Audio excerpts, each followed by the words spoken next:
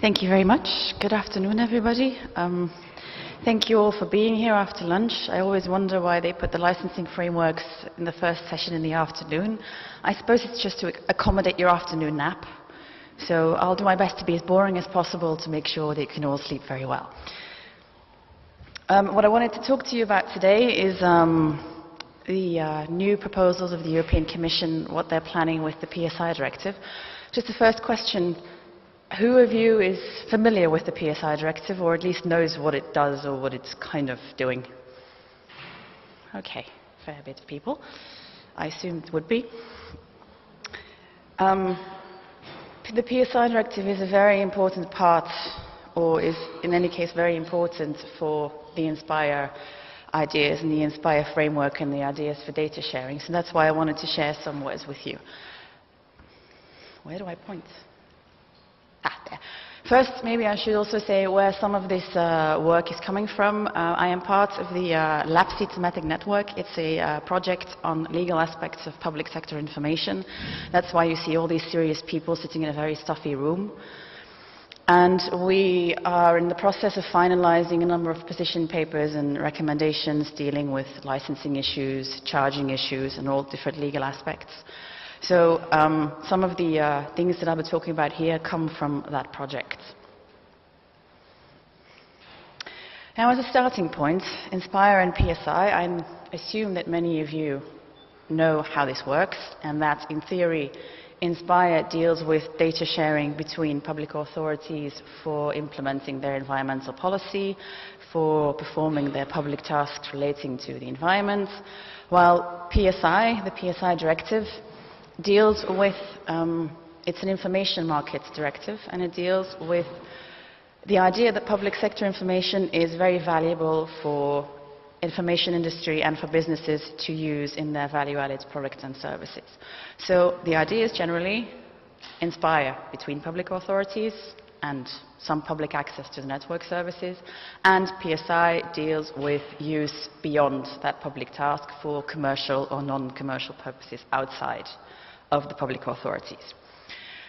Now, in recent years, the new thing that's been coming up is open data, which is kind of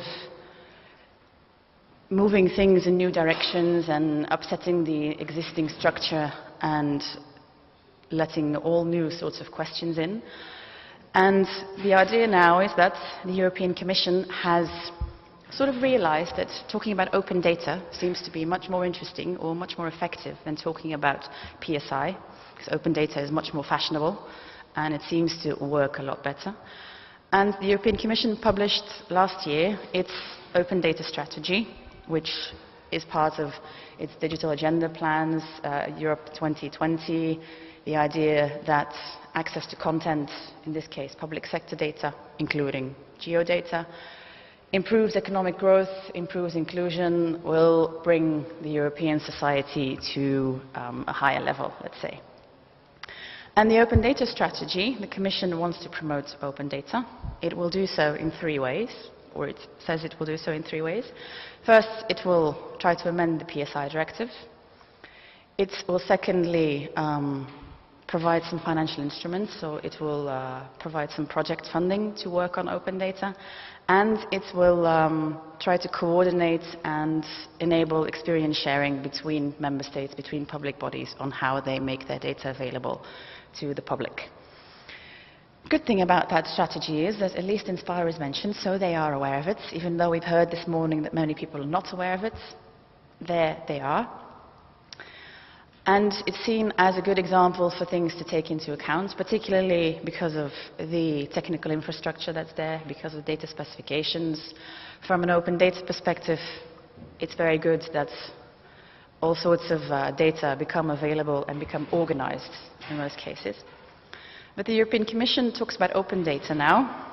The thing is, what do we mean by open data? I've heard it here throughout the days, and I always wonder if we all are talking about the same thing, because it doesn't necessarily seem to be that case. The general definition is, or the one that's most used, is the definition from Open Knowledge Foundation, saying that open data is data that can be freely used, reused, redistributed by anybody, subject only to requirements of attribution, so stating the source, and sharing alike meaning that you would have to provide the product you make with the data under the same conditions. So that's open data in the terms that the open data community addresses it. And it also addresses open data as at marginal cost at the most, which is not in the definition, but it's assumed, apparently. So the European Commission's plans for the PSI directive are going a bit more towards open data, but they're not going that far, or they're not addressing all the open data issues yet, which is probably a relief to many of you. And, so what are the amendments that the European Commission is proposing to the PSI directive? The PSI directive stems from 2003, so it'll be 10 years old by the time we get the new one. And it's very much a compromise directive where there were many different opinions. Some countries who were very much in favor of allowing reuse of their data by the private sector, some countries who were very much against. Now the climate seems to have changed, and now the Commission thought, well, we should go a bit further, we should push it a bit further. Something that's not as relevant in this case is the fact that libraries, museums and archives will be part of it now. So cultural institutions will be part of the PSI directive. They will have to make their data available for reuse. What may be relevant, considering some of the discussions that have been going on here in the past years, is that documents, the supply of which is an activity falling outside the scope of the public task, is one of the exceptions in the existing directive, entailing that if a public sector body makes added value products of its own and sells those on the market, those added value products obviously do not have to be shared with other parties. That idea still remains. There's no problem with that. The only thing is that before, the public task could be defined in law, in administrative decisions, or in common practice. The common practice is gone now. Any public task definition will have to be in law or an administrative decision. So from that perspective, it becomes important for a number of organizations that you cannot set your own task in your own internal document anymore. It has to be in an administrative decision or in a law.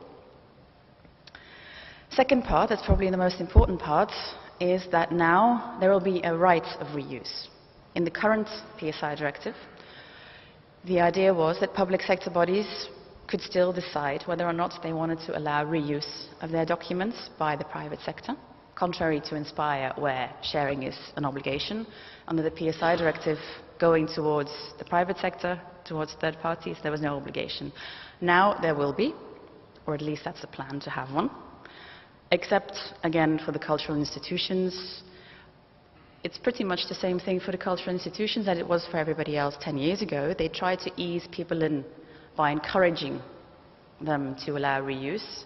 Now the cultural sector will have the same sort of light version and be encouraged, while other institutions, as most of you here, will have an obligation to make their data available to the public, to the private sector for any sort of use. Another part of the directive is that there will be, or the amendments for the directive, proposed by the Commission, I should say, is that there should be an independent authority with regulatory powers and who can take binding decisions.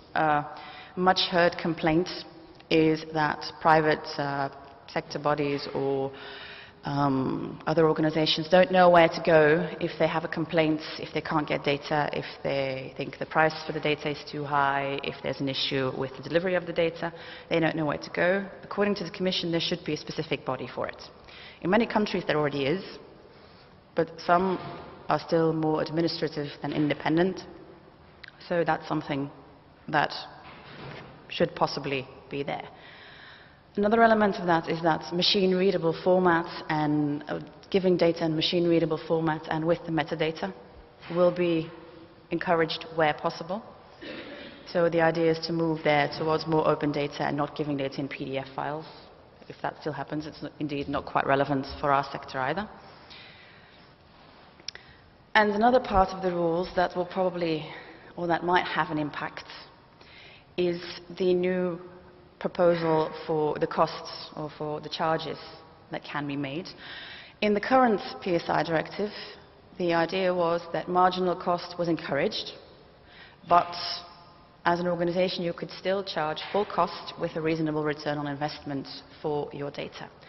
Under the proposal of the Commission, the marginal cost idea would be the default, and there would only be a possibility to charge higher in exceptional cases, as they call it, where public bodies generate a substantial part of their costs from their IPR.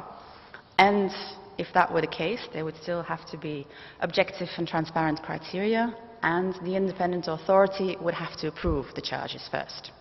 So it would be an entire different procedure than what it is now, and the burden of proof that the charges were still objective, transparent, etc., would, and that they were necessary in the exceptional cases, would lie with the public sector body. Now, the idea is that if you, as a private party, don't agree with the price, you go and file a complaint to whatever authority there is. Now, the idea would be vice versa. The public body has to prove its reason for charging. Now, that's the idea of the Commission. Somehow, in between the Commission proposal and the first discussions in the Council for the Member States, there was already a new proposal from the Danish Presidency which made its own text of this and made some amendments to this, where we have the strange situation now that officially this is a Commission proposal. In the Council, they are discussing their own version of the text on the initiative of the Danish Presidency, and in the Parliament they're still talking about this proposal, about the Commission's version. So they're discussing two different texts now. The impact of that isn't as big, except when it comes to charging, because that's where the Member States, or at least the Danish Presidency, was already a bit worried about what the effect might be. And this is what's being discussed in the Council now. The idea is still marginal cost as a default, except now that the exception to that marginal cost rule has been a bit toned down. It's been a bit watered down. Now the idea is that public sector bodies required to generate revenue can charge higher. Whether or not there's an exceptional case or an exceptional circumstance, that doesn't really matter. And the approval of the independent authority will not be necessary anymore. So this would be a much easier version for the public bodies to comply with than when there would have to be a procedure before an authority. So we'll see what happens with these discussions. The Council and Parliament are discussing it now. Opinions are expected in September, so probably a new directive by somewhere mid-next year, and then we'll probably have to start adapting our rules to it. The thing that surprised me a bit was what the Commission didn't really address, and that was licensing. Is all I've heard in the past few days, and all I hear everywhere else, is that licensing remains the big issue. Yet the Commission didn't really think that there was much more they could say. The only thing they did was replace the possible conditions, where it used to say that, well, you can make licenses dealing with relevant issues. Now they seem to think that relevant issues are indication of source. That's the only thing they changed. Nothing more about licensing, no more guidance about licensing in the directive or in the proposal. They only encourage open licensing and are planning to provide some guidance, some recommendation documents, but it's very unclear what they want to do with licensing, or if they even considered licensing as an issue. Is it an issue? Is it the main problem? I seem to hear in many places that it still does remain the main problem within an SDI, but also outside when you start talking about open data or public sector data in general. Well, it's the main problem, yes and no, I would say. I do think it's an issue that the Commission has not addressed it, or has not made some more statements about it. Is it a problem? Well, the license itself is not a problem, because the license is a tool for protecting particular interests. And if you want to address the licensing issue, you have to look at the interests that lie behind the licensing policy. As I think it was Claire Hadley who told me, she said, well, license can it can actually work as a facilitator for sharing data, or it can work restricting the sharing of data. So the license in itself is not the issue. But to a certain extent it is, because it still remains the big, very big elephant in the room. That is, if we all want to talk about licenses, have our own licenses, the sharing of data will work fine, data sets, per data set. Combining data sets will still remain a big issue if your licenses do not allow the same things, or if one allows making a derived data product, making a derived product, the other one doesn't, means that you can't make the product for both. So we've looked at it in the LAPSI project. We've only made the exercise with just licenses that are considered all open licenses, or fairly open licenses. And even there it showed that with most of them you can't combine them. So, for instance, a project or a product that is licensed by CC BY cannot be combined necessarily with the open database license. The open government license is actually a fairly good example where things can be combined. If you look at those things where it says it's stacking, it means that if you have, for instance, a CC BY license that just says, well, you have to state the source, if you have another license that says you have to state the source, if they both say you have to do it with this and this sentence, it means that there are 20 sentences if you combine 20 different data sets. And you probably on your screen can't even see the data sets anymore. So this is just looking at it from an open license perspective. If you start looking at more restrictive licenses, it makes life even more complicated. So, in essence, whatever the Commission plans to do with the PSI directive, this is what we need to tackle, and this is what we need to work on. So, in a very short summary, where would be the effects for the spatial data bodies and spatial data community? In the description of the public task, where you need a legislative decision, in the obligation to allow reuse instead of the choice, in the charging rules, however they may end up, and however exceptional your justification for the higher charges must be. And unfortunately not in the licensing, which is actually the problem that we need to tackle first. So if you have any idea how to do that, please let me know, because we're all waiting for it. Thank you very much.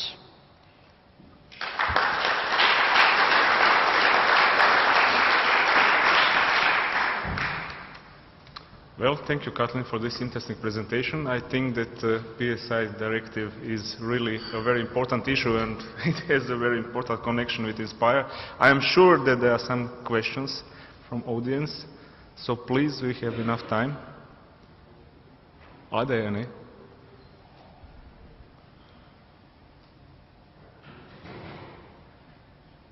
No? I was actually boring enough to put everybody to sleep, yes. I think that was it. Anyway, I will use my right to... I will come and join you and answer. Okay, you can. Actually, you mentioned something about data and machine-readable formats and so on and so on. Can you maybe give us something more on that issue? Does it, was it something about maybe we can need some new data models or what?